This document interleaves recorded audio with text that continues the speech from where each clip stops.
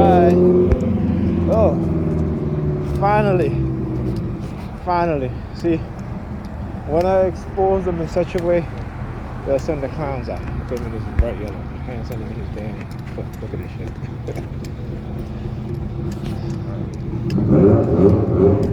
Man, I love it.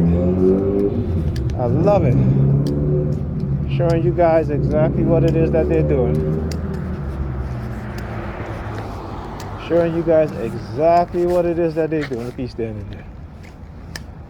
Standing there looking.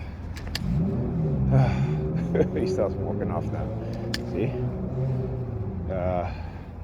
It's so obvious. You know, they're so obvious. They are so obvious. Let me tell you.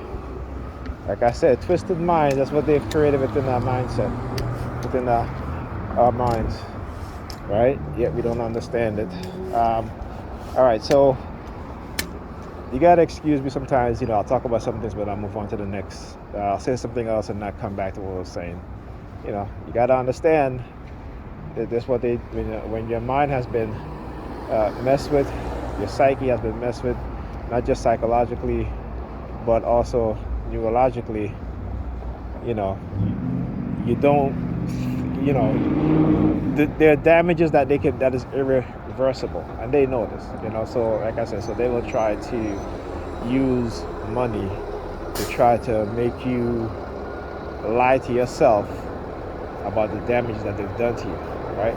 In order so that they can get away with what they've done to you, right? And the damage that they've done to you. So, like I said, if I remember things, I remember it. If I don't, I don't. I'm not going to pretend I remember something when I don't, and I'm not going to pretend I don't remember something when I do. Okay? All right. So, because that's what they'll do, right? Again, it's to always keep your mind in this suspicious mode, right? So, for example, the weather's getting warmer. When I'm outside now, I have my mask down because I know if I'm getting on the bus. When I enter a restaurant to eat, I have my mask down. But again, it's to try to get you into this suspicious mindset. And I talked about this, right? One of the major key component in terms of psychological manipulation, particularly with the CIA and the mind control experimentation that they created and still continue to engage in today, right? Also, according to Pro, is to have the subject or the victim think in a criminalistic way, right? That way, they do that because that way they can try to manipulate the target or manipulate the victim. Well, it's the same thing. Target's victim, same thing to me. Into not revealing what is being done to them, right? And again, it's done through lies and deception, right? Even if there's truth to it, right? You got to think broader in terms of, let's say something might be true, but do you know who's behind it? Do you know what they did? Do you know how they did it, right?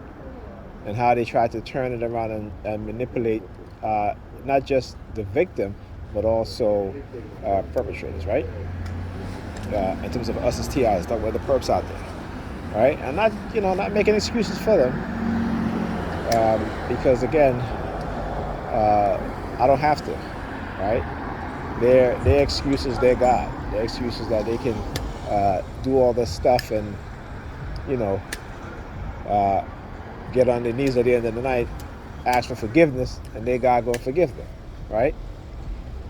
And like I always say, for black people, they've taught us to be our worst enemies, but also each other enemies, right? So we don't quite understand that. It is a conditioning program set that we pass on to the next generation because we're not, we're indoctrinated, we're manipulated, environmental warfare led, poison with lead as we're younger.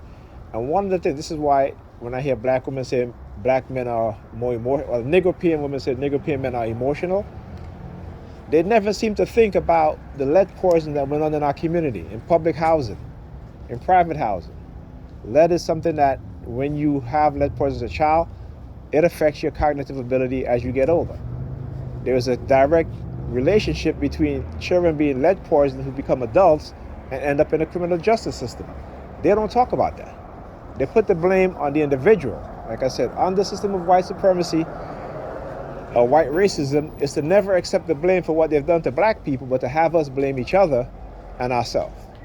And because, like I said, if you want to hide something from black people, put it in the book.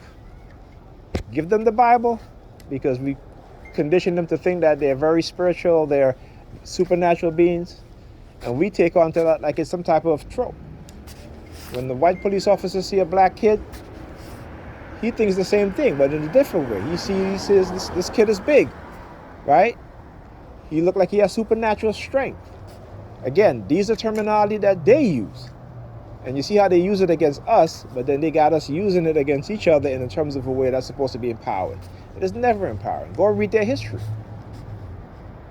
Science is what they've done. This is why we're not in the science field as a group of people. This is why they will use us to create things to benefit them, but not us. And we got to understand that. You know? Hey, it's Sunday. We got to teach. You know what I'm saying? This is what they do.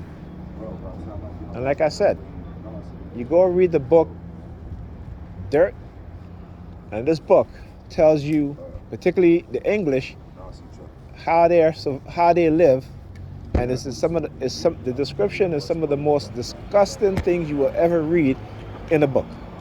Right? This is how they live. They always talk about they're so proud of their English history. Right? Without even saying that, those that came from England, they were criminals. They were kidnapped off the street, put on boats, shipped to the Americas. They didn't send their best and brightest. They did not send their best and brightest. They sent their worst. Right? And these are the people who, again, are their descendants, right? And again, still have the same mindset. But it's okay because their actions and their negative actions and their negative act is towards us as a people. So, we got, not to say that there isn't good white people out there. I would never say that. There are. I always give praises and